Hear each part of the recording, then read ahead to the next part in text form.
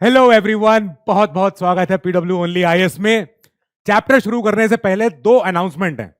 पहला अनाउंसमेंट तो ये कि हर संडे हमको अपने वीकली टेस्ट देने हैं।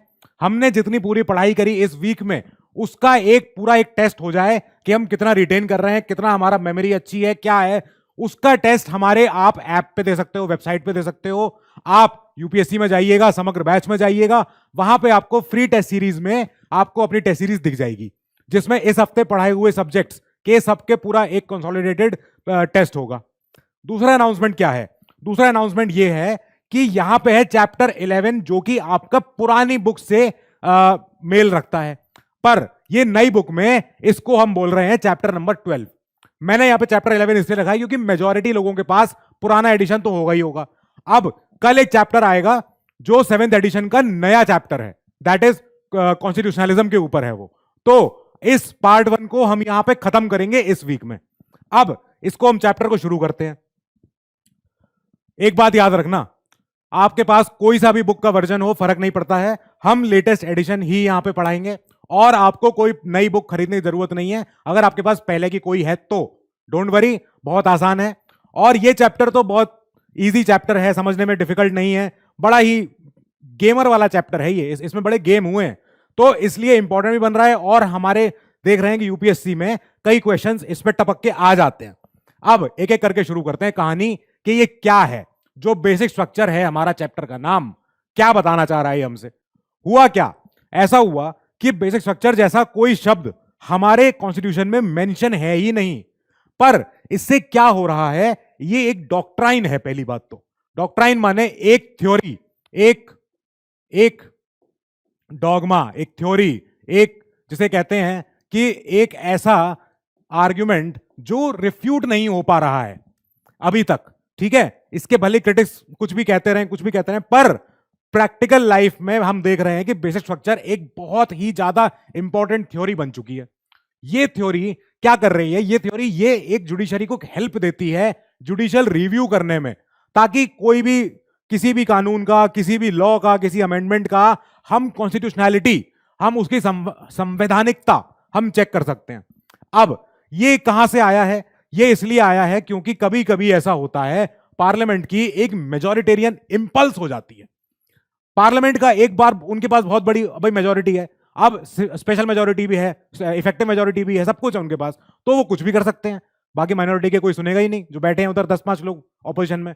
तो इसलिए ऐसा कोई कानून जो मेजॉरिटी से पास होकर आ गया क्योंकि 400 लोग एक बार में हाँ कह रहे हैं, तब उसकी ऐसी इंपल्स को रोकने के लिए पार्लियामेंट की जो ये इंपल्स है और एक लिमिट लगा देता है, substantive limit on the power to amend the constitution, कि एकदम से संविधान को अब तोड़ मरोड़ ना दो, पूरा जो उसका खाका है, ढांचा है, पूरा स्ट्रक्चर है, स्केलेटन है, वो इंटैक्ट रहना चाहिए। उसमें से कोई ऐसा नहीं हो सकता कि उसके हाथ काट के यहां पे पैर लगा दिया। अब एक रफ टर्म में आपको समझा रहा हूं मैं कि ये इंसान है। अब एक इंसान का अगर आप मुझे बायोलॉजिकल फीचर में आपसे पूछूं, आप क्या बताओगे कि सर इसमें एक ये स्टिक फिगर है, इसमें एक खोपड़ी है, एक शरीर है, 2 हाथ है, 2 पैर है। अब अगर मैं इसका ये बोलूं कि नहीं, मैं तो इसकी पूंछ भी लगा रहा हूं, तो ये क्या कोई बेसिक स्ट्रक्चर, तो ये क्या कोई बेसिक ह्यूमन दिख रहा है आपको? एक नॉर्मल ह्यूमन नहीं है ये। अब एक अगर चीज में मैं बोलूं कि सर नहीं, मैं इसका यहां पे मैं इसका सिर काटूंगा और यहां पे मैं एक हाथ लगा रहा हूं और यहां पे मैं एक सिर बना दूंगा, ये और एक हाथ हो जाएगा, क्या ये आदमी है? क्या ये वो कोई ऐसा नॉर्मल ह्यूमन बीइंग है जिसको हम ह्यूमन का दर्जा दे सकते हो सकता है डिफॉर्मिटी है तो अलग बात है, पर एक normal physical biological anthropogenic terms में ये ह्यूमन नहीं है, एक प्रॉपर ह्यूमन बीइंग नहीं है। तो ऐसे ही आप कुछ ना कुछ छेड़छाड़ कर लो, क्या कर सकते हो आप? एक हाथ छोटा कर दो, एक हाथ बड़ा कर दो, ये समझ में आ रहा है कि हाँ ये हो सकता है ऐसा, मतलब बेसिक जो स्ट्रक्चर है ह्यूमन फिगर का वो नहीं बदला। तो इसीलिए ऐसा ही एक संविधान का एक बेसिक स्ट्रक्चर होगा जो कि एक मूल भावना बताता है, एक मूल उसकी संविधान की संरचना बताता है और अंतरात्मा बताता है, थ्योरी बताता है, और उन जो हमारे फाउंडिंग फादर्स थे उनका माइंड का समय का थॉट बता रहा है कि ये लोगों ने जब संविधान बनाया था, इतने बड़े बड़े लोगों ने, तो इन्होंने क्या क्या सोचा था, क्या इनकी फिलॉसफी थी, क्या इनके आदर्श थे, और क्या इन्होंने अपने आने वाले जनरेशन पीढ़ियों को, हमको आपको देना चाहा था। अब ये हम समझे कि ये जुडिशरी ने अपने मन से एक ऐसी स्ट्रॉन्ग थ्योरी बनाई है और संविधान में कहीं मेंशन नहीं है, पर क्योंकि संविधान को इंटरप्रेट करने का मतलब, क्योंकि कॉन्स्टिट्यूशन हमारा कहता है कि जुडिशरी ही होगी जो कॉन्स्टिट्यूशन को इंटरप्रेट करेगी, लॉज को इंटरप्रेट करेगी। तो जुडिशरी ने इंटरप्रेट किया, एक इन्फ्रेंस निकाला कि यार पूरे एक अगर आप संविधान को पढ़ोगे ना, प्रीएम्बल से लेके लास्ट आर्टिकल तक, तो आपको एक मूल भावना दिखेगी कि अच्छा ऊपर सिर है, नीचे गला है, उसके नीचे पेट है, उसके नीचे पैर हैं, दो हाथ हैं, तो ऐसा एक कॉन्स्टिट्यूशन है। अब इस कॉन्स्टिट्यूशन को हम उल्टा सीधा नहीं कर सकते, हम इसमें कुछ ऐड कर सकते हैं, कुछ निकाल सकते हैं, पर वो चीज नहीं निकाल सकते जो कि बहुत ज्यादा बेसिक है, जो बहुत ज्यादा मूल है, बिल्कुल फंडामेंटल है, उसको हम नहीं छू सकते। तो एक बार हमें यह देखना है कि ऐसा क्यों हुआ, क्या हो गया था, ऐसा हुआ क्या था। हुआ आपके सामने एक फोटो है जिससे आपको सब क्लियर दिख ही गया है। तो इन महाराज जी का एक केस पहुंचा था सुप्रीम कोर्ट। अब सुप्रीम कोर्ट पहुंचा और यहीं पे हमारे सुप्रीम कोर्ट ने पहली बार बोला 1973 में कि हम एक लैंडमार्क रूलिंग बना रहे हैं। उस समय तो पता ही नहीं था लैंडमार्क रूलिंग है, वो तो बाद में पता चला कि हम एक लैंडमार्क रूलिंग बना रहे हैं जिसमें हम बताएंगे कि भाई एक बेसिक स्ट्रक्चर होगा कॉन्स्टिट्यूशन का और ये इनवायलेबल है, मतलब इसको आप वायलेट नहीं कर सकते हैं, can't be violated, can't be violated, इसको आप भंग नहीं कर सकते हैं, इसको आप परेशान नहीं कर सकते हैं। ये जो स्ट्रक्चर है ये बिल्कुल ये ऐसा है कि ये अखंड है, इसको नहीं छुआ जाएगा and could not be amended by parliament. पर ये क्या है, कहां से आई इसकी उत्थापना, क्या कौन लाया इसको, कौन सोचा इसको, इसके लिए हमें कुछ थोड़ा सा पीछे जाना पड़ेगा और हमें ऐसे लैंडमार्क केसेस हमें जानने पड़ेंगे, ऐसे इवेंट जानने पड़ेंगे जहां समझ में आएगा कि अच्छा बेसिक स्ट्रक्चर का उत्थान कैसे हुआ है, आज जो सामने खड़ा है वो कैसे आया है। तो कुछ ऐसे सेट ऑफ इवेंट्स हुए हैं हमारे यहां, एक एक करके उनको डिस्कस करेंगे।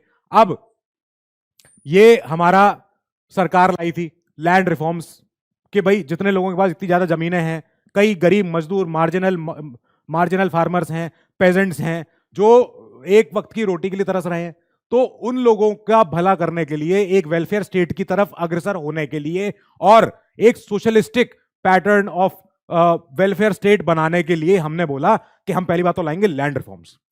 याद है मैंने आपको बताया था कि पाकिस्तान का पहला जो लेजिस्लेशन था वो हो रहा है कि अहमदिया मुसलमान नहीं है, ये मुसलमान नहीं है, वहां अलग बातें हो रही हैं। और हमारे यहाँ कैसी बात हुई है कि भाई हमारे यहाँ पहले तो गरीबों को पकड़ो, उनको देखो, वो जो आज रोटी के लिए भटक रहे हैं, जो आज खेती के लिए भटक रहे हैं, किसी और की प्रॉपर्टी पे जाके किराए पे खेती करते हैं, बंधुआ मजदूरी कर रहे हैं, गिरमिटिया मजदूरी कर रहे हैं, उनको जो इंडेंचर्ड सर्विट्यूड कर रहे हैं, उनको हमको पहले देखना है कि आप कैसे आपका जीवन यापन करवाएं। तो हमने लैंड रिफॉर्म्स लाए इंडिपेंडेंस के बाद, 39B 39C को अमल में लाने के लिए लेके आए थे। फिर एक बार ये जब लैंड रिफॉर्म्स एक्ट आए तो कुछ जमींदारों को प्रॉब्लम हुई, तो उन जमींदारों ने केस वेस्ट भी किए, तो ये वैसे वो केस हैं, state of Bihar versus Kameshwar Singh. फिर उसके बाद आ गया पहला अमेंडमेंट एक्ट, फिर शंकर प्रसाद केस आया, शंकर प्रसाद के बाद 17th अमेंडमेंट आया। अब गोलकनाथ केस से पहले बीच में आपके नए एडिशन में आया है सज्जन सिंह केस भी, ठीक है, इसका जिक्र भी कर दिया, पर इसमें भी सेम बात ही इटरेट की गई है सुप्रीम कोर्ट द्वारा, सज्जन सिंह केस। तो 1964 ओके, तो इसके बाद आएगा हमारा गोलकनाथ केस, फिर 24वां अमेंडमेंट एक्ट, फिर उसके बाद आएगा हमारा the big case, that is Kesavananda Bharati case, फिर 39th अमेंडमेंट एक्ट आएगा, ये भी इंपॉर्टेंट है, फिर इंदिरा जी का केस वर्सेस हुम, एक RN करके नाम है इनका, ये मुझे RN बताना जरा कौन थे ये, ठीक है। फिर इसके बाद 42nd अमेंडमेंट एक्ट, फिर मिनर्वा मिल्स, फिर वामन राव केस, एक एक करके देखना है इनको। अब शुरू करते हैं। तो कहानी ऐसी है कि जब लैंड रिफॉर्म्स एक्ट हमारे यहां आ रहे थे, पहली बात तो इन्हें क्यों लाया गया, क्या मतलब था लाने का। आप इस फोटो को देखो, इस फोटो को देख के मुझे एक बात समझ में आ रही है कि कई सारे ऐसे मजदूर ग्रामीण हमारे ऐसे लोग बैठे हुए हैं और कोई दो वर्दी वाले कोट पैंट में दो लोग खड़े हुए हैं, इनके आगे खड़े हैं हाथ जोड़ के। तो एक चीज समझ में तो आ गई है कि कुछ लोगों का शोषण हो रहा होगा और कुछ लोग शोषण कर रहे होंगे। तो क्या शोषण हो रहा था, शोषण ये हो रहा था कि इनसे इनकी जमीनें ले ली, ये गांव में अपना खेती बाड़ी कर रहे हैं, सर ये आए अंग्रेज आए, अंग्रेजों ने कहा कि नहीं नहीं हम यहाँ पे कोयले की खदानें डालेंगे, सारे खेत इनके लो इनसे, और जो कोई किसान थोड़ा बहुत अगर बोल रहा होगा कि मालिक हमारा खेत है ये, तो दिए दो चांटे, चल भाग यहाँ से, बट ऐसे करके उसको भगा दिया। अब ये चीजें रोकने के लिए, क्योंकि अब इनका शोषण हुआ है, इनको इनके प्रॉपर्टी से भगा दिया गया, इनको इनके घर इनके जला दिए गए, इनके सारे इनका घर बार उजड़ गया, इनका रहना सहना उजड़ गया, इनको बोला कि जाओ यहां से चलो बाहर और खदान की टेरिटरी के बाहर रहा करो और खदान में नौकरी करो अब आके। अब तुम्हें खुदाई करनी है कोयले की। तो इनका एक पूरा इनके साथ इनका तो जीवन ही बर्बाद कर दिया गया। अच्छा खासा पहले इनके पास गाय भैंसे थी, बैल थे, अपना सब खुशहाल थे, गांव चल रहा था, अच्छी मजदूरी तो नहीं पर अच्छी जीवन यापन हो रहा था, वो चीज खत्म हो गई। अब इनको बना लिया गया एक, जिसे कहते हैं स्लेव, कि अब तुमको बोला गया कि देखो अब तुम्हारे गांव हम नहीं उजाड़े हैं और हम ही तुमको रोजगार देंगे, दिन के 2 पैसे 4 पैसे पूरे 12 घंटे की मेहनत के बाद। अब इस शोषण से बचने के लिए हम लेके आए लैंड रिफॉर्म्स एक्ट, ताकि ये जो जमींदार हैं, ये जो अंग्रेज हैं, ये जो ऐसी जो नस्ल है जो बाकियों पर राज कर रही है, एक्सप्लॉइट कर रही है, शोषण कर रही है, हम इनको किसी तरह पकड़ें, हम इनको रोकें और भैया इनसे कहें कि क्या कर रहे हो तुम, 20 लोग मिलके तुम 200 लोगों के 1000 लोगों के गांव के ऊपर तुम राज कर रहे हो और ऐसा राज कर रहे हो कि वो तुम्हारे घुटने तले दबे हुए हैं। तो हमने बोला कि ये चीज आजादी के बाद नहीं होगी, जब हम आजाद हो जाएंगे ये चीज कभी आए नहीं सामने। तो हमने एक एबॉलिशन ऑफ जमींदारी एक्ट बनाया, काफी सारे हमने काम किए। हमने बोला जितने ये इंटरमीडियरीज हैं, इंटरमीडियट माने बीच के बंदर, जो किसी बड़े साहूकार के और पेजेंट के बीच में एक जो होता है, तो उसको बोलते हैं बीच का मंझला आदमी, जो दोनों का काम करता है, इधर से भी कमीशन लेता है, इधर से भी कमीशन लेता है। तो हमें इसको हटाना था, क्योंकि ये क्या करता था, गरीबों को बोलेगा ओए तुम हमको दो कमीशन, तब जाके तुम्हारी बात कराएंगे जमींदार साहब से, या और जमींदार साहब को बोलेगा कि मालिक अगर उनकी जमीनें चाहिए मुझे दे दो 20%, मैं करा दूंगा। तो पहले इनको हटाया कि तुम चलो हटो यहाँ से, चलो गए यहाँ से, ये सब कोई धंधेबाजी नहीं यहाँ पे। फिर बोला गया टेनेंसी में हम रिफॉर्म करेंगे। कई लोगों के पास जमीनें नहीं होती हैं पर उन्हें खेती आती है, उन्हें खेती की नॉलेज है, उन्हें मौसम की नॉलेज है, पर उनके पास प्रॉपर्टी नहीं है, तो कहां जाएं? तो वो क्या करते हैं, किसी जमींदार से बात करेंगे, किसी साहूकार से, कोई बड़ा लैंडलॉर्ड है जिसके पास गांव में 12 बीघा खेत है, तो उसके पास जाके बोलेंगे कि मालिक हमको आप दिन का इतना पैसा दे दो, या हमको ऐसा करो कि हमको ये खेत आप पट्टे पे चढ़ा दो, किराए पे चढ़ा दो, हम आपको इस खेत से उपज होने वाली फसल का एक हिस्सा दे देंगे, एक हिस्सा रख लेंगे, जैसा भी होगा। तो ये होती है टेनेंसी। टेनेंसी माने किराएदार, टेनेंट वर्ड से आया ये टेनेंट। तो मतलब ये किराए पे काम कर रहे हैं दूसरे की जमीन पे, जमीन किसी की है, वो बैठ के अपने महल में हुक्का पानी पी रहा है और काम कर रहे हैं मजदूर। और मजदूर क्या कर रहे हैं, दिन रात मेहनत कर रहे हैं, वहां पे रात में जा जाके पानी दे रहे हैं, बैल जो कई ऐसा होता है सांड वांड घुस जाते हैं खेत में, चौकीदारी भी कर रहे हैं, क्योंकि उन्हीं की गरज है। अगर ये फसल बेकार हो गई तो लैंडलॉर्ड तो इनसे किराया लेगा ही लेगा, पर इनकी मेहनत को कुछ नहीं मिलेगा। अगर फसल बर्बाद हो गई तो मान लो सर्दी हुई, पाला पड़ गया, पूरा आलू खराब हो गया, तो ऐसी चीजें इनको ही झेलनी है, गरीबों को। अब ये हमने बोला कि ये ज्यादा गलत हो रहा है, ये अनफेयर है, बहुत ज्यादा अनफेयर है, और इसको जमींदारी को हमको पकड़ना है, कैसे करें? तो हमने क्या किया, फिक्स्ड सीलिंग कर दी ऑन लैंड होल्डिंग्स। मतलब जमींदार जो पहले 500 बीघा खेत है इनके, यहां से लेके वहां तक अगले शहर तक एक ही आदमी के खेत चल रहे हैं, उसको हमने रोका। हमने कहा थम्बा, अब रुक जा, ये नहीं होगा आपसे, इतनी कोई किसी को संपत्ति जरूरत नहीं है। क्या करोगे इतनी संपत्ति का? उधर लोगों के पास खाने को नहीं है और तुम यहाँ पे 500 बीघा खेत लिए बैठे हो, नहीं, चीटिंग है, गलत बात है। हमने बोला कि सारी जितनी लैंड होल्डिंग है जो ऐसे इधर उधर बटी हुई है बड़े बड़े साहूकारों पे, इनके ऊपर लगाओ लिमिट, कि ऐसा है 30 एकड़ से ज्यादा कोई लैंड नहीं रखेगा, कोई भी आदमी जमीन इससे ज्यादा नहीं रखेगा, और बाकी जो जमीन हुई एक्सेस हुई उसको हम कंसोलिडेट कर रहे हैं, उसको सरकार पब्लिक मतलब लेके उसको कंसोलिडेट कर रही है, ताकि वो उसको फिर पट्टे पे चढ़ा दे या गरीबों को बांट दे या जैसे भी करे। ठीक है, ये हमने किया। अब लैंड रिफॉर्म जब हुए तो भाई बहुतों को प्रॉब्लम हो गई। अब कोर्ट ने कई बार इस पे केस भी सुने हैं।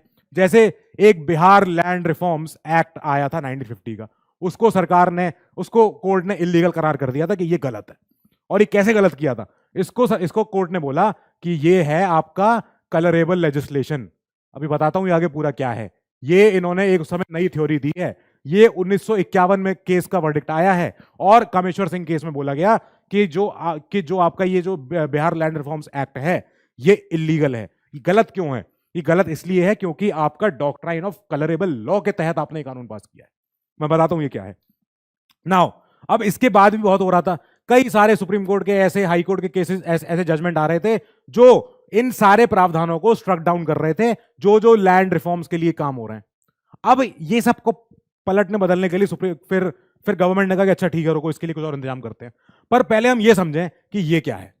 डॉक्ट्राइन ऑफ कलरेबल लॉ मतलब रंगीन विधान। ये एक लैटिन का फ्रेज है।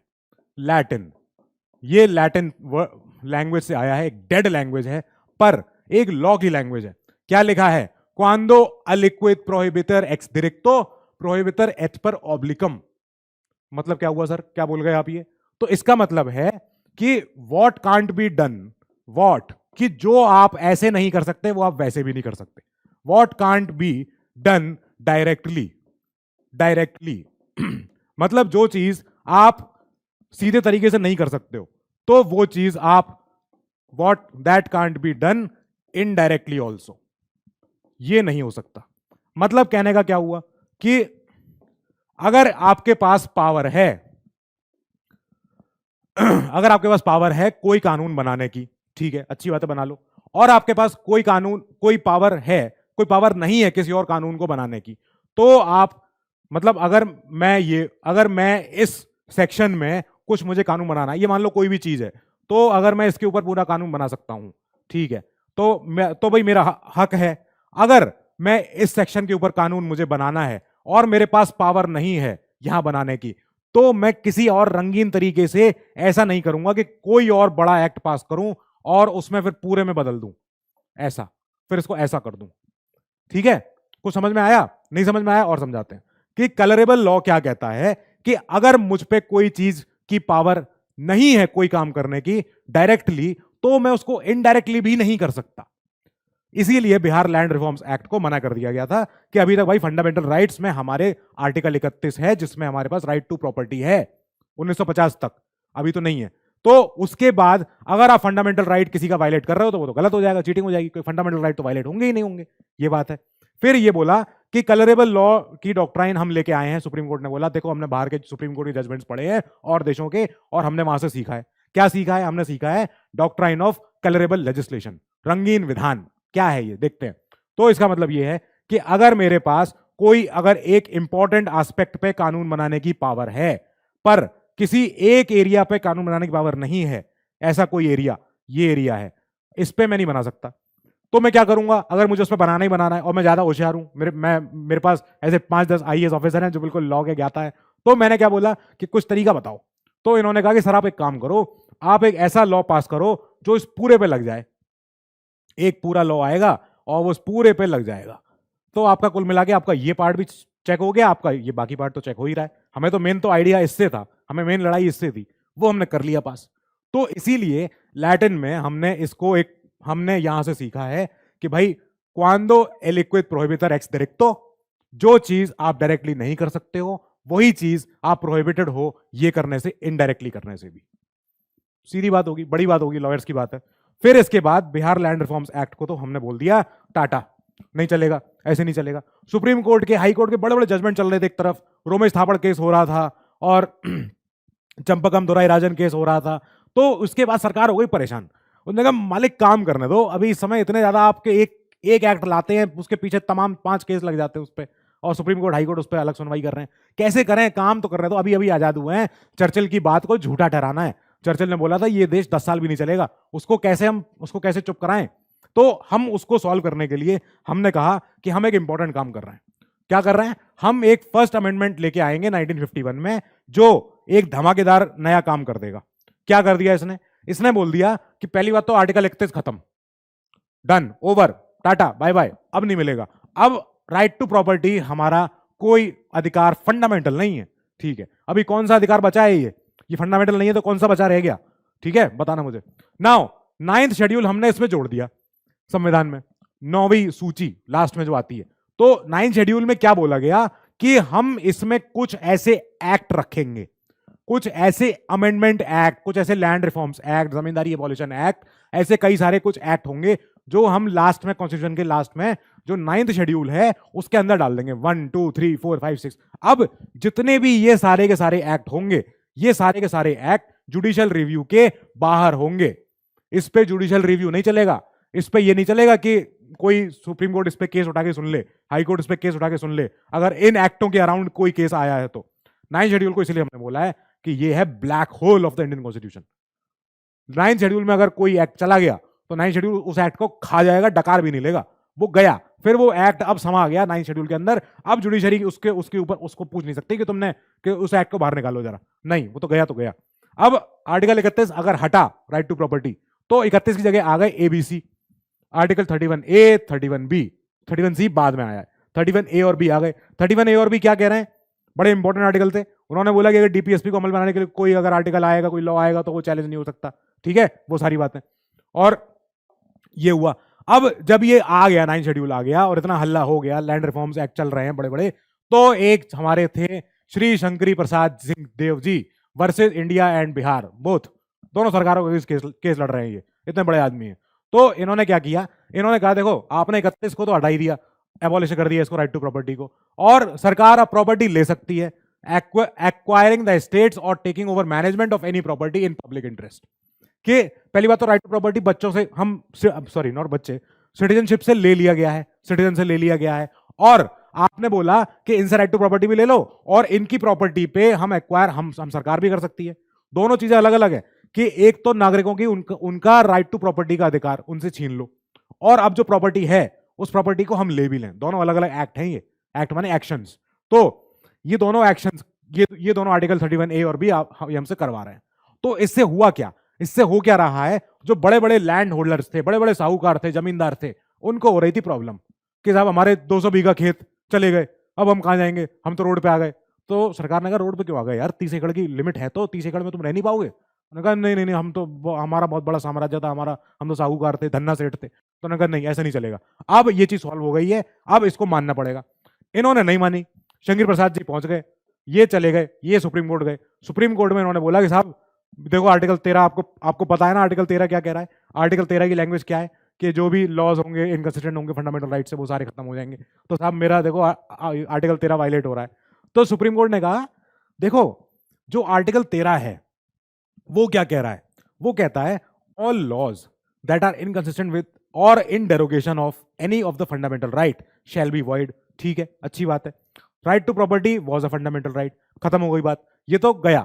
अब हम बोल रहे हैं कि आर्टिकल 13 जो है वो एक बात करता है, वो लॉ की बात करता है कि कानून, प्रॉपर लॉ पर जो CAA होता है, कॉन्स्टिट्यूशनल अमेंडमेंट एक्ट, विधेयक, या जिसे कहते हैं हमारा हिंदी में क्या बोलते हैं एक्ट को, अधिनियम। तो अधिनियम की बात नहीं हो रही है, ऑर्डिनरी लॉ की बात हो रही है। Ordinary law can not amend fundamental right, ordinary law तो नहीं कर सकता है, पर कॉन्स्टिट्यूशनल अमेंडमेंट एक्ट कर सकता है। साथ ही अगर पार्लियामेंट को अगर फंडामेंटल राइट्स को अमेंड करना है तो उनको 368 दैट इज CAA लाना पड़ेगा, तब वो कर पाएंगे, ये बोला गया। इसका मतलब क्या हुआ कि हमारा एक नॉर्मल जो कोई कानून होगा, जो सरकार जो उठा के ले आती कभी कभी, तो ऐसा कोई, जैसे मोटर व्हीकल्स एक्ट है, ठीक है, जैसे जमींदारी एबॉलिशन एक्ट है, तो इन एक्ट के तहत हम कोई फंडामेंटल राइट को तो आप छू नहीं सकते हो, आपको ऑर्डिनरी लॉ के तहत नहीं कर सकते हो, पर अगर आपको फंडामेंटल राइट को छेड़ना है, छूना है, हटाना है, तो आपको संविधान में अमेंडमेंट लाना पड़ेगा, और वो आएगा 368 के तहत। अच्छा, ये तो प्रॉब्लम है, ठीक है, तो इस प्रॉब्लम का सॉल्यूशन मिल गया हमको। कुल मिला के क्या बात हुई, प्रॉब्लम ये थी कि कॉन्स्टिट्यूशनल अमेंडमेंट एक्ट जो है वो लॉ नहीं है, वो लॉ नहीं है। सरकार ने बोला मतलब हम सही हैं, सुप्रीम कोर्ट ने बोला हाँ आप सही हो, सही है, आप कर सकते हो। तो इसका मतलब क्या हुआ कि फर्स्ट अमेंडमेंट एक्ट की वैलिडिटी चैलेंज हुई थी, और पार्लियामेंट सुप्रीम कोर्ट ने बोला था कि power of parliament to amend the constitution ये तब हो सकती है जब वो आर्टिकल 368 के तहत करें, बस वो तब अमेंडमेंट करेंगे फंडामेंटल राइट्स में जब वो 368 के तहत करें। उसके अलावा ऑर्डिनरी लॉ के तहत, जो ऑर्डिनरी लॉ चलते हैं, स्पेशल मेजॉरिटी, सिंपल मेजॉरिटी, इन मेजॉरिटियों से अगर ऑर्डिनरी लॉ पास हो रहा है तब वो फंडामेंटल राइट्स में अमेंडमेंट नहीं माना जाएगा। फंडामेंटल राइट्स में अगर कोई अमेंडमेंट लाना है, कोई छेड़खानी करनी है, तो आपको पहले 368 के तहत एक बड़ा वाला CAA, कॉन्स्टिट्यूशनल अमेंडमेंट एक्ट, संविधान में छेड़छाड़, वो एक्ट आपको उसी एक्ट के तहत आप ला सकते हो, अदरवाइज नहीं ला सकते। कुल मिला के जो वर्ड लॉ है ये आर्टिकल 13 में, any law that is inconsistent with और डेरोगेशन टू और in derogation to fundamental right, तो इस लॉ में ये सिर्फ ऑर्डिनरी लॉ की बात हो रही है आर्टिकल 13 में। अभी तक लॉ में CAA का जिक्र नहीं हुआ है, ये वर्ड बोला गया। मतलब क्या है कि जो CAA जो होगा, जो इसके तहत आएगा 368 के तहत, वो लॉ की डेफिनेशन में नहीं आ रहा है। तो अगर सरकार CAA के तहत 368 से एक आएगा CAA, ठीक है, अब ये CAA लॉ नहीं है, ये लॉ नहीं है, तो इसका मतलब कि ये वायलेट कर सकता है फंडामेंटल राइट को और सुप्रीम कोर्ट कुछ नहीं कर सकती है। सरकार के पक्ष में आ गया। अब गवर्नमेंट 1, सुप्रीम कोर्ट 0, ठीक है। अब गेम ऐसे ही चलेगा। अब गेंद कभी इसके पाले में, कभी इसके पाले में, तो ऐसे ही चलेगी। कभी कभी सुप्रीम कोर्ट 1, गवर्नमेंट 0 हो जाएगी। ऐसा ऐसा अब आगे से यही होगा। तो parliament can abridge or take away any of the fundamental rights by enacting संविधान संशोधन अधिनियम, and such a law will not be void under article 30। ठीक है, सरकार जीत गई, पहली बार जीत गई। सरकार ने कहा गुड, अच्छा लगा, अब लाएंगे बड़ा वाला, अब लाएंगे बड़ा वाला एक्ट। फिर इसके बाद आएगा हमारा एक, इसमें यहीं के पीछे पीछे आया था सज्जन सिंह केस। ये इंपॉर्टेंट बन भी रहा है, पर इसके ऊपर टेक्स्ट इसलिए ज्यादा नहीं है क्योंकि इसमें सुप्रीम कोर्ट ने सेम ही बात करी है। सज्जन सिंह केस, सज्जन सिंह केस में भी सुप्रीम कोर्ट ने ये बोला कि हाँ ठीक है, कोई भी जो लॉ होगा जो आर्टिकल 13 का वायलेशन कर रहा होगा, पर वो लॉ है क्योंकि वो CAA है, वो नहीं कुछ हो सकता उसका, तो नो प्रॉब्लम, कोई इशू नहीं है। हमारा बड़ा प्रॉब्लम आएगी जब सुप्रीम कोर्ट को अपनी गलती रियलाइज होगी। ठीक है, तो अब इसके बाद सरकार को तो खुश हो गई। सरकार ने कहा 1951 में सुप्रीम कोर्ट हमारे साथ है, लेके आओ एक के पीछे एक, बिल्कुल सारे के सारे अमेंडमेंट एक्ट लेके आओ, अब क्या दिक्कत है, संविधान में संशोधन करना है, करते रहेंगे, आराम से करते रहेंगे। तो इन्होंने कई सारे, जो पहले अमेंडमेंट एक्ट में ही 9 शेड्यूल बना दिया था, उस 9 शेड्यूल में कई सारे ऐसे एक्ट्स को उठा उठा के पार्किंग कर दी उनकी, कई सारे लॉज को उठा उठा के पार्क कर दिया इन द 9 शेड्यूल, जो जुडिशियल रिव्यू के बियॉन्ड चले गए, कि उस पर जुडिशियल कुछ रिव्यू हो ही नहीं सकता है, कोई इस पर बात ही नहीं कर पा रहा है। तो ऐसा ही उनमें से एक एक्ट था, Punjab security and land tenure act. अच्छा, इससे प्रॉब्लम हो गई एक साहब को जिनके फैमिली के पास 500 एकड़ जमीन थी, और बहुत ज्यादा जमीन थी इनके पास। तो पंजाब सरकार ने कहा 30 एकड़ ले लो यार, बाकी दे दो। इन्होंने कहा नहीं दे रहे। तो इन्होंने कहा, सरकार ने कहा कैसे नहीं दोगे, हम एक्ट लेके आ गए। उन्होंने कहा हाँ हमारी जमीन है। तो बोले तुम्हारी जमीन है तो, लेकिन ठीक है हमारा एक्ट बहुत इंपॉर्टेंट है, तुमसे बड़ा है, ठीक है। तो इन्होंने कहा कि हम तुम्हें 30 एकड़ जमीन दे रहे हैं, तुम ले लो शांति से, और एक आदमी 30 एकड़ से ऊपर नहीं रखेगा, तुम क्यों अलग से इतने होशियार बन रहे हो। इन्होंने कहा नहीं, हम जा रहे हैं सुप्रीम कोर्ट। सरकार ने कहा जाओ देख लो, सुप्रीम कोर्ट हमारे साथ है। उन्होंने कहा अच्छा जाके देखते हैं। तो गोलकनाथ जी चले गए, पंजाब के चले गए सुप्रीम कोर्ट। इन्होंने बोला साहब हमारा भी आर्टिकल 13 का वायलेशन हो रहा है, देख रहे हो हमारे सारे कोई भी एक्ट पास हो रहे हैं, ऐसे एक्ट पास हो रहे हैं। सुप्रीम कोर्ट ने कहा वेट अ सेकंड, ये तो गलती हो गई हमसे, ये तो इशू, ये तो धड़ाधड़ रुकती, ये तो कोई रोकेंगे ही नहीं फिर तो ऐसे कभी चेन। तो इन्होंने कहा हम अपना जजमेंट जो हमने पहले दिया था, हम उसको पलट रहे हैं, हम अब मना कर रहे हैं। हम बोल रहे हैं कि जो फंडामेंटल राइट्स हैं, राइट टू इक्वालिटी से लेके सारे भाई, freedom of expression, belief, faith, सब जितना सब कुछ है, ये सारा का सारा हमारे जो फंडामेंटल राइट्स हैं, ये ट्रांसेंडेंटल हैं एंड इम्यूटेबल हैं। वाह क्या बात है, क्या मतलब हुआ इसका? इसका मतलब ये हुआ कि ट्रांसेंडेंटल माने कि हमारे हर किसी नॉर्मल मेटीरियलिस्टिक चीजों के परे हैं, ये अलौकिक है, दिव्य हैं एकदम, मतलब इनको आप इंसान से अलग ही नहीं कर सकते हो, क्योंकि भैया ये फंडामेंटल हैं, बेसिक हैं, मौलिक अधिकार हैं, इनको छूना मतलब संविधान का हनन करना, तो इम्पॉसिबल हो गया। अब सरकार परेशान हुई। सरकार ने कहा ये क्या कह रहे हो आप सर, अभी तो आप इतने समय तक तो आप सब सही थे। मैंने कहा नहीं, गलती हो गई थी, अब हम सही कर रहे हैं, अब हम सही हैं। तो इन्होंने कहा सरकार ने, मतलब इसका क्या है कि हम कुछ कर सकते हैं कि नहीं कर सकते? तो इन्होंने कहा कि देखो जो भी तुम CAA लाते हो, एनी कॉन्स्टिट्यूशन अमेंडमेंट एक्ट, वो भी आर्टिकल 13 की डेफिनेशन में आएगा। तो अब यहां पे हो गया CAA is also a law. बस शंकर प्रसाद में बोला गया था कि CAA जो होता है वो लॉ नहीं होता, वो संविधान में अमेंडमेंट एक्ट है, अधिनियम है, वो कोई कानून नहीं है प्रॉपर, वो कोई पूरा कानून नहीं है। अब गोलकनाथ में बोल दिया गया 67 में कि भाई लॉ है, पूरा लॉ है, इसको कोई दिक्कत नहीं है, और अगर ऐसा कोई अमेंडमेंट जो फंडामेंटल राइट्स को वायलेट कर रहा होगा, हम उस अमेंडमेंट एक्ट को नल कर देंगे, खत्म कर देंगे, जीरो कर देंगे, कुछ नहीं होगा। तो ordinary laws and CAA both can not amend the fundamental rights, क्योंकि फंडामेंटल राइट जो है वो बहुत ही सैक्रोसैंक्ट हैं। सैक्रोसैंक्ट मतलब एकदम ऐसे हैं, पूजनीय हैं एकदम, मतलब इन्हें अनटचेबल है, इन्हें आप टच ही नहीं कर सकते हो, बहुत ज्यादा ऊपर रहते हैं ये, ठीक है। तो इसलिए अगर इनको आप अमेंडमेंट करोगे तो हम नहीं कर सकते हो, 368 के तहत नहीं हो सकता है। Parliament can not amend FR by 368। खत्म हो गई बात। अब पार्लियामेंट को लगा सरकार, अब इस समय आप देख रहे हो सरकार किसकी है, ये सरकार। इन्होंने कहा अच्छा अभी बताते हैं, रुक जाओ अभी देख रहे हैं। तो इन्होंने एक 24th अमेंडमेंट एक्ट पास कर दिया सरकार ने। अभी सुप्रीम कोर्ट 1 है, गवर्नमेंट 0 हो गई है, ठीक है। अब 01101001 ऐसे ही चलेगा, ठीक है। तो अभी तक 24वां अमेंडमेंट एक्ट से पहले तक सुप्रीम कोर्ट ने बोला कि ओए फंडामेंटल राइट बहुत इंपॉर्टेंट है, बहुत बड़े हैं, इनको टच मत करना। ठीक है अभी करते हैं टच, रुक जाओ। तो सब सरकार लेके आई फिर अपना एक रिएक्शन में एक 24th अमेंडमेंट एक्ट 1971। बहुत इंपॉर्टेंट ईयर है, बहुत ज्यादा इंपॉर्टेंट ईयर है। सरकार सब तरफ से घिरी हुई थी, सरकार के पास 50 हेडेक 50 काम थे। तो इन्होंने कहा रुक जाओ, पहले तो हम आर्टिकल 13 में अमेंडमेंट करते हैं, लाओ इसको भी सही करते हैं, और आर्टिकल 368 को भी अमेंड कर देंगे, सब पूरा का पूरा सही कर देंगे, अभी बताते हैं, रुक जाओ। तो इन्होंने बोल दिया कि पार्लियामेंट के पास पूरी पावर है, हैज द पावर टू सब कुछ खत्म कर सकती है, फंडामेंटल राइट सब कुछ ले सकती है, और 368 के तहत जब ये अमेंडमेंट लाएगी तो फंडामेंटल राइट्स का जब लेना होगा किसी का, वो that will not be a law under the meaning of article 13। वाह, पूरा ही उन्होंने अपने संविधान में अमेंडमेंट ला के संविधान को अपने लिए तैयार कर लिया कि अभी हमारे साथ है संविधान, अब बताओ इसके लिए कुछ और। तो इन्होंने कहा अभी बताएंगे, रुक जाओ पहले केस सुप्रीम कोर्ट आने तो दो, अभी देखते हैं। फिर 29 अमेंडमेंट एक्ट भी पीछे पीछे आया था उसके।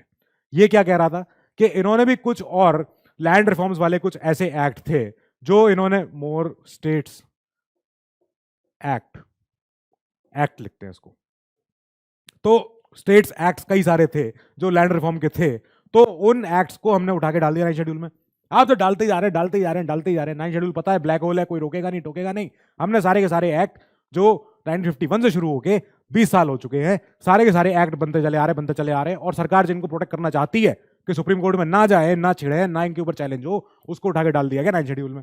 9 शेड्यूल में गया, फिर उन्हीं में से एक एक्ट था बेचारा केरला लैंड रिफॉर्म्स एक्ट। बस इसने भी अलग एक नाटक कर दिया।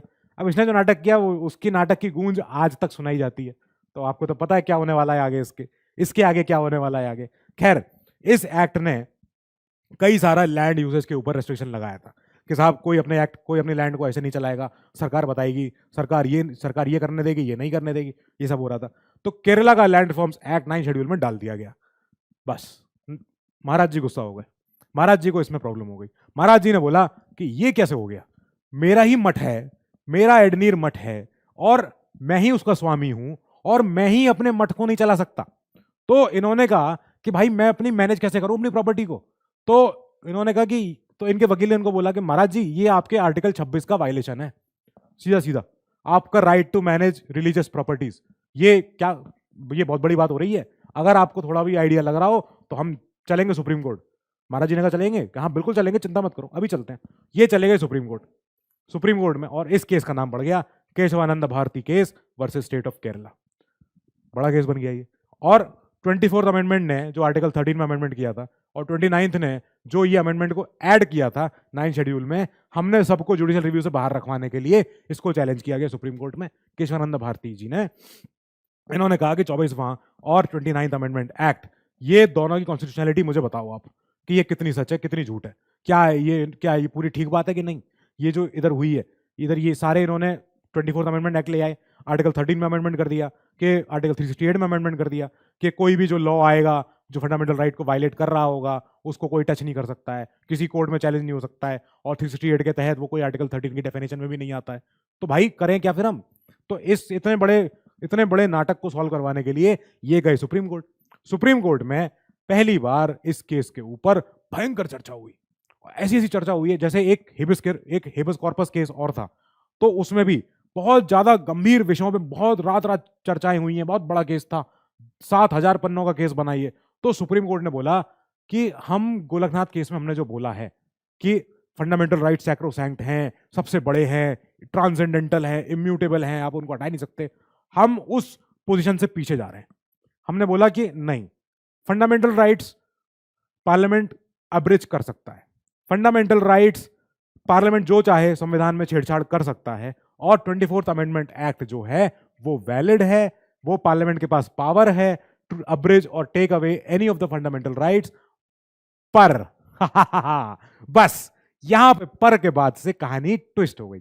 अब सुप्रीम कोर्ट ने गुगली मारी, एक गुगली मारी और बोला कि देखो आप सब बदल दो, जहां मर्जी जो चाहो बदल के देख लो आप, पर आप वो नहीं बदल सकते जो संविधान का बेसिक स्ट्रक्चर है।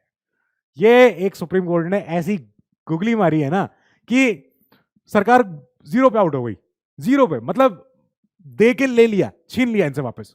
कैसे किया? पहले इनको बोला कि गोलकनाथ में हमने जो बोला हुआ था बड़ा इंपॉर्टेंट है कि फंडामेंटल राइट सबसे बड़े हैं, ऊंचे हैं, इनको कोई टच नहीं करेगा। आप टच कर लो आप, पर आप कर लो उतना कर लो जितना आपका मन है, पर आप वो नहीं कर सकते जो हम बताएंगे। इन्होंने कहा कैसे? इन्होंने कहा ये क्या कर रहे हो महाराज जी, आप तो एकदम एकदम अलग गेम खेल रहे हो। सुप्रीम कोर्ट ने कहा हाँ जरूरी है, ऐसे बताना जरूरी है कि एनी द कॉन्स्टिट्यूशन, ये जो पावर है पार्लियामेंट की अंडर आर्टिकल 368, ये नहीं कहती है कि आप संविधान के बेसिक स्ट्रक्चर को वायलेट कर दो, मूल भावना को, मूल अंतरात्मा को, एकदम मूल संरचना को, हर चीज को। तो इसका मतलब क्या है? पार्लियामेंट कैन नॉट अब्रिज और take away a fundamental right that forms a part of the basic structure of the constitution. ठीक है, क्या हुआ कि ऐसा है साहब, गोलकनाथ वाले केस से हम पीछे हट रहे हैं, आप फंडामेंटल राइट्स वायलेट कर सकते हो, पर वो वाले फंडामेंटल राइट वायलेट नहीं कर सकते जो बेसिक स्ट्रक्चर का पार्ट है। सरकार ने कहा ये दादा क्या, कहां ले गए आप, अरे बाप क्या हो गया भगवान, कहां ले जा रहे हो उसको इतनी बड़ी बात कह के। तो इन्होंने कहा हमने कह दी, अब आप जानो। अब 39 अमेंडमेंट एक्ट सरकार फिर लेके आई 2 साल बाद। इन्होंने बोला कि देखो इस समय तक मैडम इंदिरा गांधी जी का इलेक्शन का एक सिलसिला चल रहा था और इलेक्शन के अगेंस्ट केस भी हो रहे थे, आप इन साहब का नाम बताना मुझे, ये जनाब कौन है। ठीक है, तो इन्होंने क्या किया, इन्होंने एक अमेंडमेंट एक्ट पास किया और इन्होंने बोला कि प्राइम मिनिस्टर का और स्पीकर का कोई भी जो इलेक्शन डिस्प्यूट होगा तो वो कभी भी किसी कोर्ट में चैलेंज नहीं होगा, नहीं होगा, नहीं हुआ, नहीं होगा। तो इंदिरा नेहरू गांधी केस हो गया, क्योंकि इनके इलेक्शन के ऊपर क्वेश्चन उठ रहा था कि ये कैसे इलेक्शन जीती हैं, देखो इन्होंने कैसे थोड़ा बहुत इन्होंने जो किया है वो बिल्कुल ठीक तरीके से इलेक्शन नहीं जीती है, परफेक्ट नहीं है इनका जीतना। तो इलाहाबाद हाई कोर्ट ने इनके इलेक्शन को नल करार कर दिया, एकदम एकदम गलत कर दिया। फिर उसके बाद ये लेके आई थी अपना ये पूरा एक्ट हुआ, इनका सब कुछ हुआ, सुप्रीम कोर्ट ने इनवैलिडेट कर दिया इस प्रोविजन को। इन्होंने बोला कि ऐसा थोड़ी हो सकता है, ऐसा थोड़ी होगा कि आप संविधान में कुछ भी अमेंडमेंट डाल दो और ये अमेंडमेंट डालोगे कि इनके इलेक्शन डिस्प्यूट को हम कभी क्वेश्चन नहीं करेंगे। हम कौन, जनता कैसे आपको चुन के भेज रही है, ठीक है आप जनता के हित के लिए वहां गए हो, तो अगर आप कैसे गए हो उसकी चर्चा तो हम करेंगे ना, कि आप सही तरीके से जा रहे हो कि नहीं जा रहे हो। मान लो जनता ने आपको माना ही नहीं है तो भी आप जाके बैठ जाओगे क्या? तो ये चेक करने के लिए जुडिशरी काम करेगी, और जुडिशरी ये कह रही है कि देखो ये फंडामेंटल राइट का, ये बेसिक स्ट्रक्चर का पार्ट है। कोर्ट ने बोला कि ये जो प्रोविजन है, ये provision was beyond the amending power of the parliament as it affects the basic structure of the constitution. अब कुल मिला के आगे सरकार को जो जो कदम उठाने पड़ेंगे वो उन्हें ये सोचना पड़ेगा कि क्या ये बेसिक स्ट्रक्चर का उल्लंघन तो नहीं हो रहा है, क्योंकि अब हर बार सुप्रीम कोर्ट ऐसा बोलेगा basic structure of the constitution, पहले उसको चेक कर लो।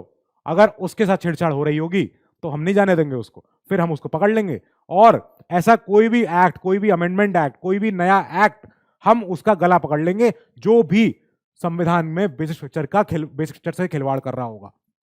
उन्होंने कहा अच्छा सर ठीक है, इसके लिए क्या ऑप्शन है हमारे पास? फिर आपके जैसे फ्यूचर आईएएस ऑफिसर्स जो थे उस समय, तो उन्होंने बोला मैडम आप अमेंडमेंट एक्ट ले आओ पूरा का पूरा। कैसा? कि 42nd अमेंडमेंट एक्ट। इसने क्या किया, इसने आर्टिकल 68 को ही अमेंड कर दिया, तो जाओ हटो सब खत्म, अब संविधान में संशोधन हम करेंगे और जैसा चाहेंगे वैसा कर लेंगे। इन्होंने बोला कि there is no limitation on the constituent power of the parliament, कि पार्लियामेंट की जो संवैधानिक पावर है उसके ऊपर कोई लिमिटेशन है ही नहीं, and no amendment can be questioned in any court, कोई भी अमेंडमेंट को किसी भी कोर्ट में क्वेश्चन नहीं कर सकते हैं ऐसे, on any ground including that of the contravention of fundamental rights, कि चाहे फंडामेंटल राइट का वायलेशन ही हो रहा हो, हमें फर्क नहीं पड़ता है। हम पार्लियामेंट हैं, हम जनता की मैंडेट हैं, हमारे पास पूरा पूरा जनता का आशीर्वाद है, और हम संविधान को पूरा ऊपर से नीचे तक निचोड़ दें, उल्टा कर दें, पैर की जगह हाथ लगा दें, कोई हमसे कुछ नहीं कह सकता है, चाहे वो किसी भी ग्राउंड पे आप उसका वायलेशन आप मान रहे हो, नहीं होगा। फिर इस 42nd के बाद प्रॉब्लम हो रही थी, 44th आया, 44th ने इस प्रोविजन को भी रिपील कर दिया गया, हटा दिया गया। मिनर्वा मिल्स केस हुआ 1980 में ये केस हुआ, और इसमें क्या हो रहा था कि एक ही टेक्सटाइल मिल थी जिसके ऊपर आरोप लग रहा था कि प्रोडक्शन अच्छे से नहीं कर रही है, यहाँ कपड़ा बनता है, कपास वपास सब काम हो रहे थे। तो इन्होंने, सरकार ने बोला कि ऐसा है, ये जो तुम्हारी जो ये मिल है मिनर्वा मिल्स, इस मिल को अब हम चलाएंगे, रुक जाओ हम बता रहे हैं। सर ये मिल वाले बोले महाराज हम हमारी मिल है, हम चला रहे थे। तो बोले कि नहीं नहीं नहीं, अभी इस समय क्या है कि तुम वेलफेयर स्टेट के लिए काम नहीं कर रहे हो, तुम लोगों के पब्लिक इंटरेस्ट के लिए काम नहीं कर रहे हो, तुम लोग प्रोडक्शन कम कर रहे हो। तो अब एक काम करते हैं, हम सरकार इसके ऊपर अपना एक पूरा अंडरटेकिंग बिठा लेगी, सरकार अब इस मिल को चलाएगी, तुम लोग हटो यहाँ से, चलो जाओ यहाँ से। तो एक एक्ट था पहले से ही, sick textile undertaking nationalisation act of 1974। इस एक्ट के तहत हमने क्या किया, इस मिल को कर दिया नेशनलाइज। मतलब अभी तक लिखा होता मिनर्वा मिल्स प्राइवेट लिमिटेड, अब लिखा जाएगा मिनर्वा मिल्स कॉर्पोरेशन लिमिटेड, मतलब सरकार की हो गई।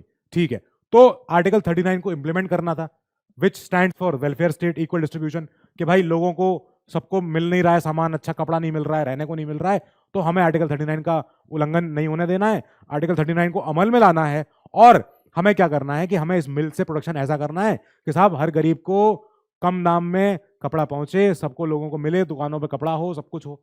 तो इसलिए हमने इस मिल को हमने अपने कब्जे में ले लिया सरकार ने, अब सरकार इसको चलाएगी। तो मिल वाले पहुंच गए सुप्रीम कोर्ट। सुप्रीम कोर्ट में इन्होंने कहा साहब ये तो हमारे आर्टिकल 19(1)(f) का वायलेशन है। 19(1)(f) क्या है? राइट टू, बताना जरा मुझे। ठीक है, एंड 42nd CAA जो है ये वायलेट कर रहा है संविधान का बेसिक स्ट्रक्चर। ये मिनर्वा मिल्स के वकील ने जाके बोला सुप्रीम कोर्ट को। सुप्रीम कोर्ट ने कहा ये तो गुरु सही कह रहे हो यार, ये तो ज्यादा हो गया। तो सुप्रीम कोर्ट ने कहा देखो ऐसा है, फंडामेंटल राइट्स और जो डीपीएसपीज हैं, आप डीपीएसपी को लाने के लिए ये पूरा एक्ट और इतना बड़ा नाटक कर रहे हो, गुड, ठीक है कर लो, पर एक बात याद रखना, फंडामेंटल राइट्स और डीपीएसपी इनके बैलेंस से ही हमारा संविधान चल रहा है। कि हमारे कॉन्स्टिट्यूशन में हमारे संविधान के मेकर्स ने भले ही पार्ट 4 को बाद में रखा है, नॉन जस्टिसेबल रखा है, पर थोड़ा सा बैलेंस बना के चलो, क्योंकि अगर आप ये बैलेंस नहीं बनाओगे ना, ये केस आपके आगे आते ही जाएंगे, आते ही जाएंगे, आते ही जाएंगे, कभी रुकेगा ही नहीं। तो कैसे, कब तक ये केस, कब तक लड़ाई करोगे यार? फंडामेंटल राइट को, डीपीएसपी को बराबर रखो और इनमें हार्मनी रखो, बैलेंस रखो, कभी किसी को ज्यादा कम, किसी को कम कम ज्यादा करते रहो, पर ये चीज मत, इसको मत टच करो यार। फंडामेंटल राइट बहुत जरूरी हैं, यस, डीपीएसपी और जरूरी हैं, यस, पर डीपीएसपी नॉन जस्टिसेबल है, कोई बात नहीं, ठीक है, पर दोनों में एक बैलेंस रखवाओ, ऐसा मत करो। और पार्लियामेंट की अमेंडिंग पावर्स पे ये जो लिमिट करना, ये एक बेसिक फीचर है, बेसिक स्ट्रक्चर है। जुडिशियल रिव्यू भी जो है वो बेसिक फीचर है, नहीं कर सकते, सॉरी। तो एक्चुअली क्या हुआ था, मैं सुप्रीम कोर्ट का एक कथन आपको सुना रहा हूं। तो उन्होंने बोला कि देखो, जो पार्लियामेंट को जो पावर मिली हुई है संविधान से, एक लिमिटेड पावर मिली है। अब उस लिमिटेड पावर को यूज करके 368 को यूज करके आप अपनी लिमिटेड पावर को एक्सपैंड नहीं कर सकते। आप नहीं कह सकते कि देखो हमने लिमिटेड पावर को यूज करी, हमने अपनी पावर को बढ़ा ली। मतलब कुल मिला के एक जैसे हम कार्टून में देखते हैं, किसी एक जीनी से, जिन्न से, मैं अगर वो मुझे 3 विश मांगने को दे रहा है, तो मैं ये नहीं कर सकता कि मैं उसे 3 से ज्यादा मैं उसे अनगिनत विषय मांग लूं। नहीं, उसने, जीनी ने मुझे 3 विश दी है ना, तो मैं जीनी की 3 विश ही मांग सकता हूं जीनी से। अब मैं ये नहीं कह सकता मेरी आखिरी विश है कि मेरे पास 6 विश और हों, मेरे आखिरी विश है कि मेरे पास 2000 विशेष और हों। नहीं, जीनी ने बोला हुआ है 3 ही विश, तो मतलब 3 ही विश, ठीक है, यही होता है जीनी का रूल। तो अलादीन और जीनी वाला, तो उसने बोला, सुप्रीम कोर्ट ने यही बोला कि देखो जब भी आप ऐसे अमेंडमेंट ला रहे हो, ऐसे आपको जो पावर मिली है सुप्रीम कोर्ट की, पार्लियामेंट को, कि आप अपने अमेंडमेंट ले आओ, संविधान में ले आओ, वो लिमिटेड मिली है। 368 के तहत छोटी पावर है, लिमिटेड पावर है, उसको ज्यादा आप ऊपर नीचे मत करो। तो आप अपनी उस पावर को ही यूज करके अपनी पावर को बोल रहे हो कि नहीं मेरी पावर इतनी है, नहीं होगा, ऐसे नहीं चलता है, ये गलत है। तो हम पार्लियामेंट की अमेंडिंग पावर पे एक लिमिटेशन लगाना एक बेसिक स्ट्रक्चर का हिस्सा मानते हैं। ये बात आप मान लो, आज सुप्रीम कोर्ट ने बोला सरकार को कि होश में आराम से। और जुडिशियल रिव्यू जो है वो बेसिक स्ट्रक्चर का पार्ट है। बेसिक स्ट्रक्चर में से आप जुडिशियल रिव्यू को हटा नहीं सकते हो। ऐसा नहीं हो सकता कि 368 को आपने जो अमेंडमेंट करे बैठे हो 42nd वाले को, उसको हम सही कह दें, वो हो ही नहीं सकता सही, वो गलत है, गलत है तो गलत है। अब वामन राव केस आया 1981 में, अगले साल, इसमें भी सुप्रीम कोर्ट ने एक बहुत इंपॉर्टेंट बात बोल दी कि देखो जो बेसिक स्ट्रक्चर की जो डॉक्ट्राइन है ये बहुत इंपॉर्टेंट है, और इन्होंने क्लैरिफाई कर दिया कि जो इस डेट के बाद यानी कि केशवानंद भारती केस के बाद जब यहां पे पहला हुआ था यील्डिंग ऑफ, कि पहली बार हमारे सामने आया था yielding of this doctrine, yielding of this doctrine, तो इन्होंने बोला कि ऐसा है, जो आपने उसके पहले कर रखा है वो तो ठीक है, मान लेंगे, मान तो नहीं रहे पर चलो ठीक है, पर हम ये कह रहे हैं कि वामन राव केस में इस डेट के बाद से अगर आपने कुछ भी अमेंडमेंट किया है कॉन्स्टिट्यूशन में, वो सारा का सारा जुडिशियल रिव्यू के अंदर आएगा। बस supreme court adhered to the doctrine of basic structure and clarified that it would apply to constitutional amendments enacted after April 24, 1973।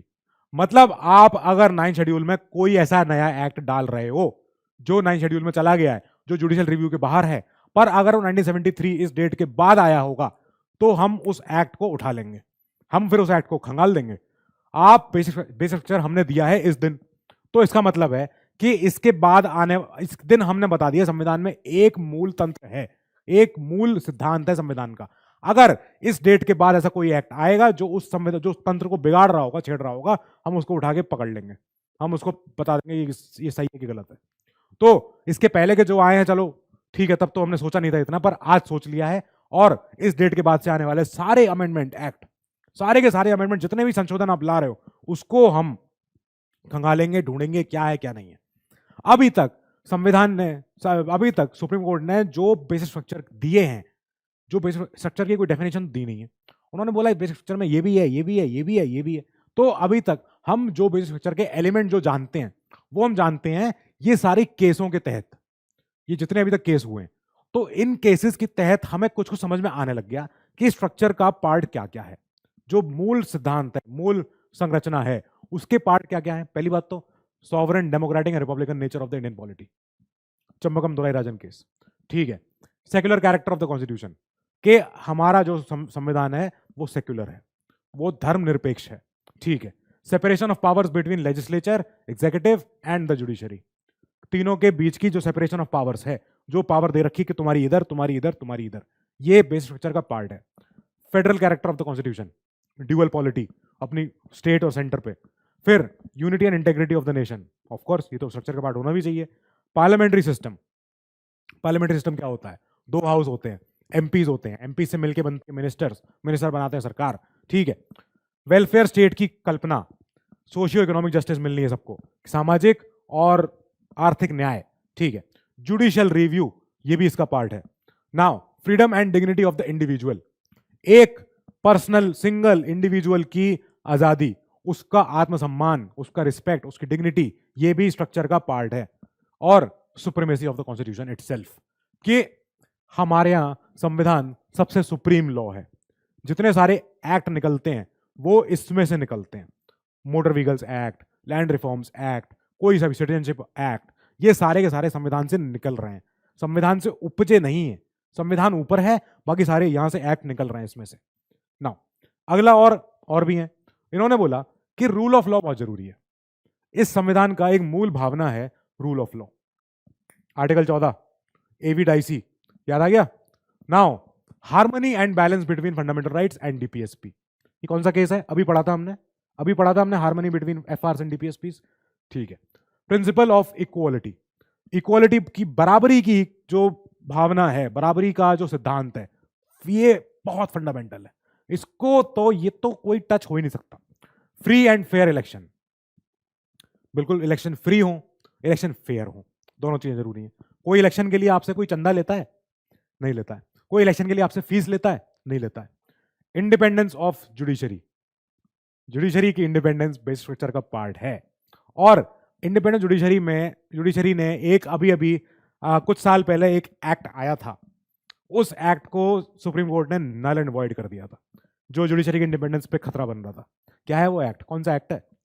Now limited power of parliament to amend the constitution, अभी वाला act, अभी वाला जो हमने case पढ़ा है वो पीछे वाला केस, ठीक है, कि पार्लियामेंट पे पूरी पावर नहीं है।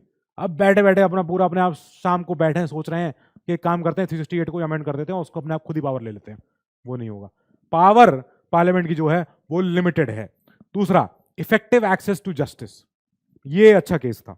तो इस केस को बोला गया कि भाई हर किसी के पास जस्टिस का इफेक्टिव एक्सेस होनी चाहिए।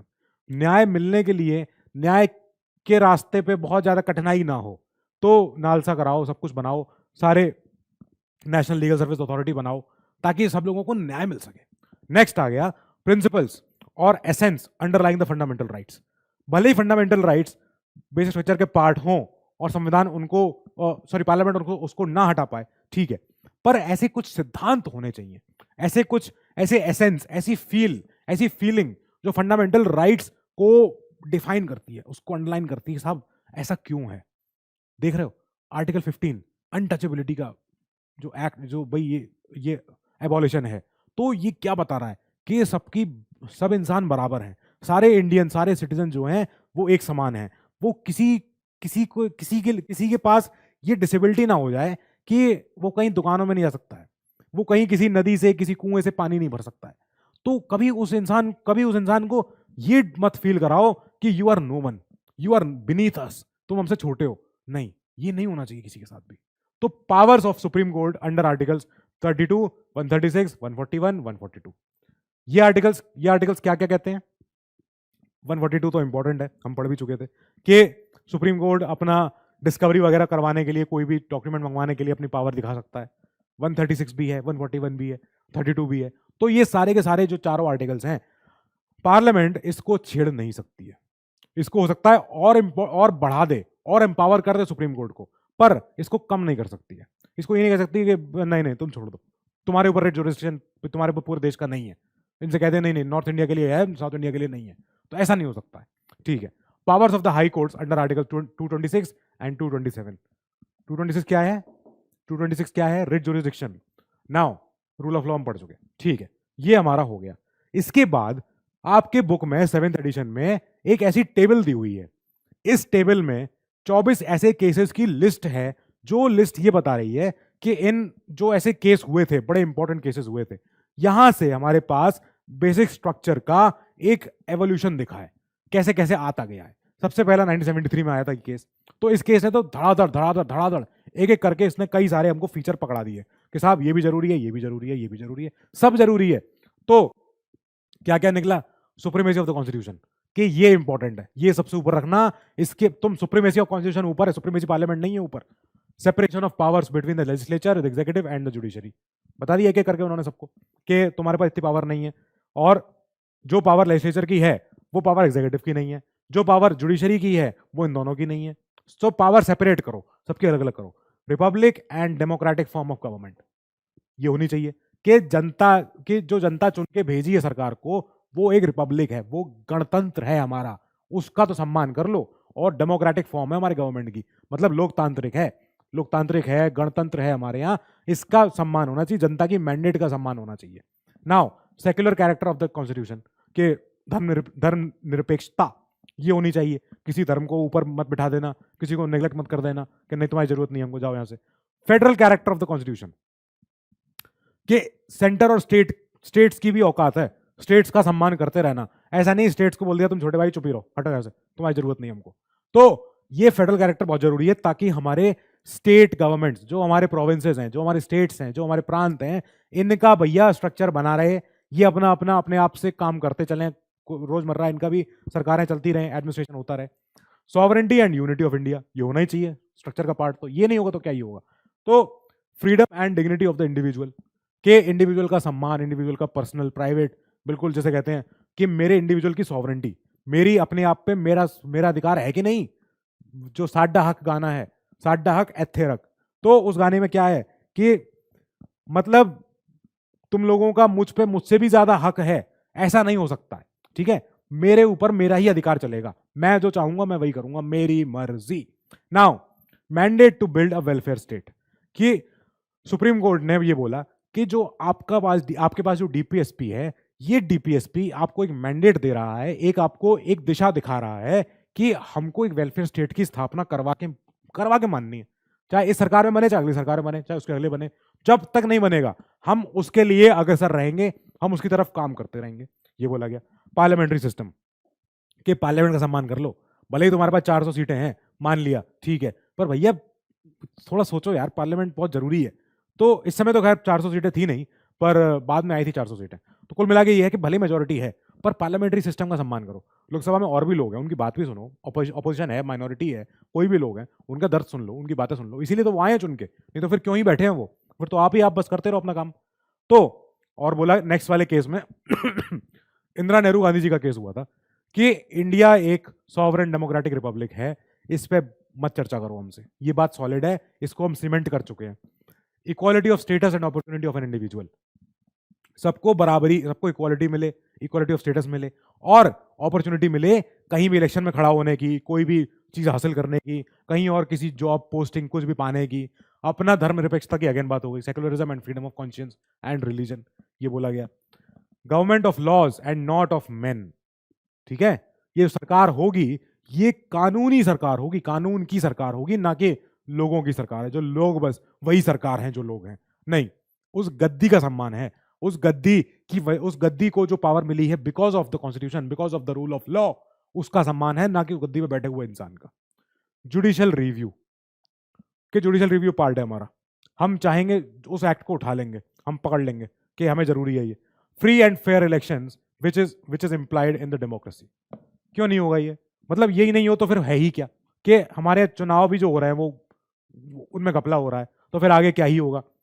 अगला केस आ गया, limited power of parliament to amend the constitution, limited power, हर चीज नहीं कर सकते आप, याद है ये केस अभी पीछे पड़ा था।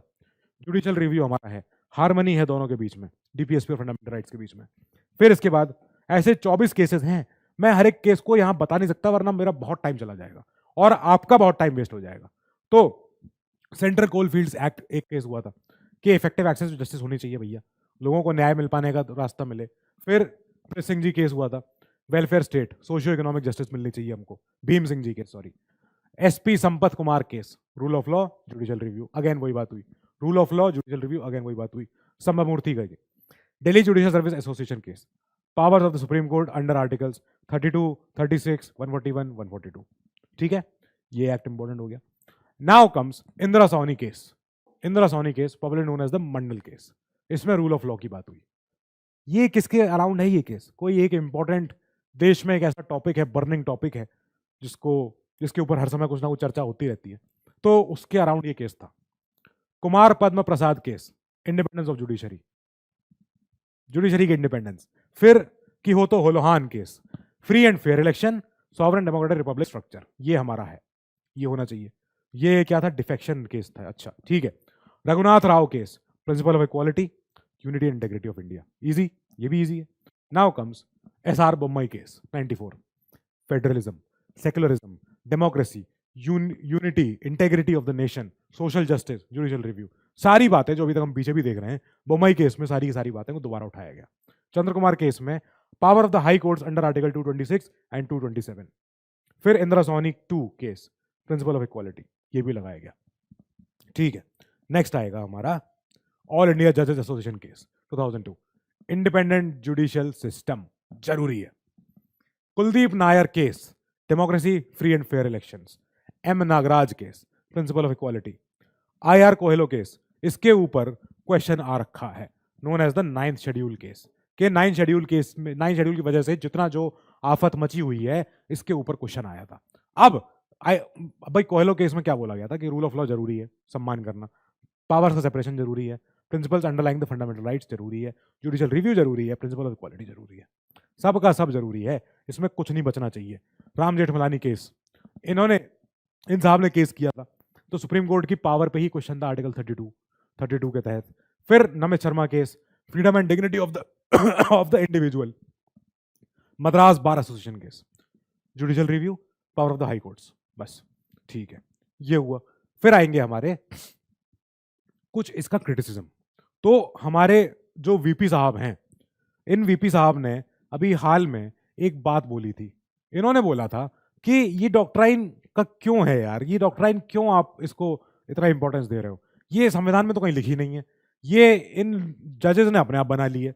तो इनका कहना है कि ऐसा एक टेस्ट बनाने से इन्होंने क्या किया है, जो कहीं भी इसका भी कहीं कहीं इसका उत्थान नहीं है, कहीं इसका मेंशन नहीं है। ये an argument is made that the judiciary is encroaching on the parliament's powers. ये बोल रहे हैं कि ऐसा करने से, कोई ऐसा टेस्ट बनाने से जुडिशरी जो पार्लियामेंट की पावर है, ये पार्लियामेंट की पावर है, तो जुडिशरी यहां है। अब जुडिशरी ने अपना दायरा बढ़ा लिया है, ये जुडिशरी हो गई है। तो जुडिशरी यहां घुस गई है पार्लियामेंट के एरिया में, और ये पार्लियामेंट ये इनका कहना है कि ये जुडिशियल ओवर रीच है, कि जुडिशरी बहुत ज्यादा आगे बढ़ती जा रही है, ये गलत है।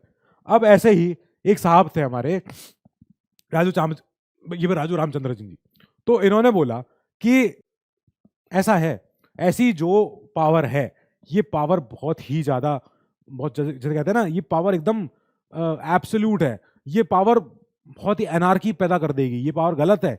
ये ऐसे जजेस जो चुन के नहीं गए हैं, अनइलेक्टेड, सिलेक्टेड हुए हैं, सिलेक्ट हुए हैं जरूर, वो जुडिशरी ने सिलेक्ट किया है एग्जाम से पास करके, इंटरव्यू से पास करके, पूरा एचजेएस प्रोसेस से, एचजेएस एग्जाम इन्होंने क्वालिफाई किया है।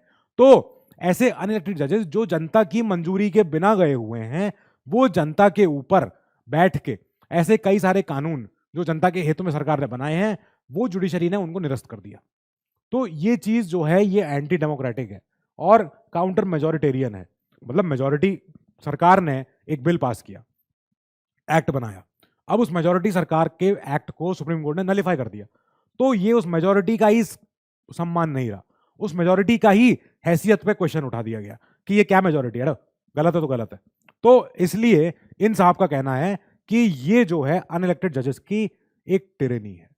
और आपको याद होगा कि हमारे लेट श्री अरुण जेटली जी, जो हमारे फॉर्मर फाइनेंस मिनिस्टर थे, तो इन्होंने एक लाइन बोली थी, इन्होंने भी बोला था कि ये जो है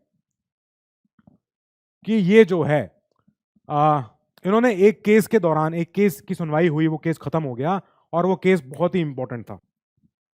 तो उस केस की सुनवाई के बाद जब सुप्रीम कोर्ट ने उस एक्ट को निरस्त कर दिया पूरे के पूरे, तो इन्होंने बोला था कि ये अनइलेक्टेड की टरेनी है, ये बिना चुने हुए लोगों की तानाशाही है। हम चुन के बैठे हैं, हम सत्ता में आए हैं, हमको सरकार ने, हमको जनता ने हमको मैंडेट दी है, हमको जनता ने आशीर्वाद दिया है कि हम बैठे हैं यहाँ पे और हमारे लिए कानून बनाए जाए। तो इन लोगों ने क्या किया है, इन जजेस ने हमारे उस बनाए हुए कानून को इन्होंने बिल्कुल खत्म कर दिया, जीरो कर दिया, नल एंड वॉइड कर दिया। अब वो पता किस केस के लिए कहा था, जिस केस में जजेस कॉलेजियम के ऊपर क्वेश्चन उठ रहा था, अभी हाल का केस है, वो 5 साल पुराना केस है, वो बहुत पुराना नहीं है। अगर वो केस आपको याद हो तो उस केस का नाम बताना मुझे, क्या है वो, ठीक है। उसमें कमीशन भी बनाना है, उसमें कुछ और बड़े बड़े जूरिस्ट भी बैठेंगे, ऐसा कुछ होना था, ठीक है। अब याद आ रहा होगा थोड़ा बहुत, ठीक। सो नेक्स्ट कम्स एक और इंपॉर्टेंट फैक्ट है। फैक्ट ये है कि पता है क्या होता है, कई बार ऐसे क्रिटिक्स होते हैं जो कुछ पहले तो बोलते हैं कि नहीं गलत है, गलत है, गलत है, बहुत गलत है, बहुत गलत है, बाद में वो पलट जाते हैं, बाद में कहते हैं अरे सही तो था, सही था वो, हम फर्जी उसको क्रिटिसाइज कर रहे थे। जैसे कृष्ण स्वामी जी ने अपनी किताब में मेंशन किया है ये बात। तो इन्होंने कहा है कि ऐसे कई सारे स्केप्टिकल लोग होते हैं जो पहले बोलते हैं नहीं खराब है, गलत है, बेकार है, अच्छा है, बाद में वो खुद ही कहते हैं ओ बेस्ट था, बढ़िया चीज है। एग्जाम्पल के तौर पर अभी वाले सीजेआई जी के जो पिताजी थे जस्टिस वाई.वी. चंद्रचूड़ जी, तो इन्होंने क्या किया था, ये माइनॉरिटी बेंच में थे, जो 7-6 की जो जजमेंट थी ना, 7-6, तो पहले वाई.वी. चंद्रचूड़ जी यहां थे, अब 6 में माइनॉरिटी में ये हार रहे थे, मतलब ये नहीं मान रहे थे बेसिक स्ट्रक्चर का पार्ट। पर बाद में जब बाद की रूलिंग आई तो चंद्रचूड़ जी ने बोला कि भाई डॉक्ट्राइन तो बहुत जरूरी है पार्लियामेंट की पावर को लिमिट करने के लिए। तो कुल मिला के आप देख रहे हो कि भाई चंद्रचूड़ जी जो पहले माइनॉरिटी बेंच में बैठे हुए थे केशवानंद भारती केस में, इन्होंने बोला उस समय पे कि स्ट्रक्चर अभी समझ में नहीं आ रहा है, ये गलत बात है, इसको मत, हम इसके साथ नहीं है, हम माइनॉरिटी बेंच में हैं, हम दूसरी बात करेंगे। तो लेकिन बाद में कुछ सालों बाद इन्हें समझ में आ गया चंद्रचूड़ जी को। आज तभी मैं कहता हूं हमेशा माइनॉरिटी बेंच का जो ओपिनियन होता है वो बहुत ज्यादा जरूरी होता है, डिसेंटिंग वॉइस का ओपिनियन, क्योंकि डिसेंट कल्पना करता है एक ऑल्टरनेटिव फ्यूचर की। आज एक जज कन्विंस है, कल और भी हो सकते हैं। आज एक जज खड़ा हो गया, बाकी 3 जजेस 4 जज के बीच में खड़े होकर कहता है कि नहीं मैं सहमत नहीं हूं आपकी बात से, और जजमेंट आता है 4-1, एक जज अगेंस्ट है, 4 जज साथ में है। तो वो एक जज जो डिसेंटिंग वॉइस दे रहे हैं, जैसे सबरीमाला वर्डिक्ट में जो डिसेंटिंग ओपिनियन है वो है जस्टिस श्रीमती इंदु मल्होत्रा जी की, तो अकेली एक महिला जज ने ही डिसेंटिंग वॉइस दी हुई है सबरीमाला एक्ट में, भाई सबरीमाला केस में। और सबरीमाला केस में वो जो जजमेंट था इन फेवर ऑफ विमेन, और जो डिसेंटिंग ओपिनियन दी गई वो दी ओनली एक फीमेल जज ने। देख रहे हो आप कितनी बड़ी बात है ये। और डिसेंटिंग ओपिनियन जो उनकी है इतनी खूबसूरत है, और सबरीमाला केस इतना इंपॉर्टेंट है कि उसको बाहर के देशों के सुप्रीम कोर्ट्स भी अपने जजमेंट में साइट करते हैं, रेफरेंस लेते हैं कि इंडियन सुप्रीम कोर्ट ने जो 2018-19 में जो दिया है Sabarimala verdict, that is so great, that is so magnanimous कि हम उसको यूज करेंगे अपने आप ही। ऐसे बोलते हैं बाहर के सुप्रीम कोर्ट के जजेस। उसमें जो डिसेंडिंग ओपिनियन है इंदु मल्होत्रा जी की, इतनी बढ़िया डिसेंडिंग ओपिनियन है कि हम इंसान हैं, हम फेथ के साथ खिलवाड़ नहीं कर सकते हैं, हम नहीं कर सकते हैं, चाहे जो हो जाए। वो फेथ किसी इंसान का अपने इष्ट देव से है, उसके बीच में हम नहीं आ सकते हैं, हम गलत हैं। और अकेली महिला ने इस बात का विरोध किया था कि महिलाओं को सबरीमाला जो भाई वो जो टेम्पल है उस डीटी के मंदिर में जाने की अनुमति है कि नहीं है। सोचो इतनी बड़ी बात होती है। अब यहाँ पे वाईवी चंद्रचूड़ जी जो पहले माइनॉरिटी बेंच में थे, स्ट्रक्चर को नहीं मान रहे थे, बाद में बोलते हैं अरे बहुत बेस्ट था, बढ़िया चीज थी, ये जरूरी था। ये था हमारा स्ट्रक्चर का चैप्टर। नेक्स्ट चैप्टर जो होगा वो होगा 7th एडिशन में। 7th एडिशन जो है इसमें जो पार्ट 1 है, पार्ट 1 का तीसरा चैप्टर, 3rd चैप्टर। तो इसको हम नेक्स्ट क्लास में देखेंगे। तब तक के लिए आप पढ़ाई कीजिए, इस हफ्ते के टेस्ट की तैयारी कीजिए, और अगले हफ्ते से पार्ट 2 शुरू होगा। ठीक है, तब तक के लिए stay safe, stay healthy, good luck.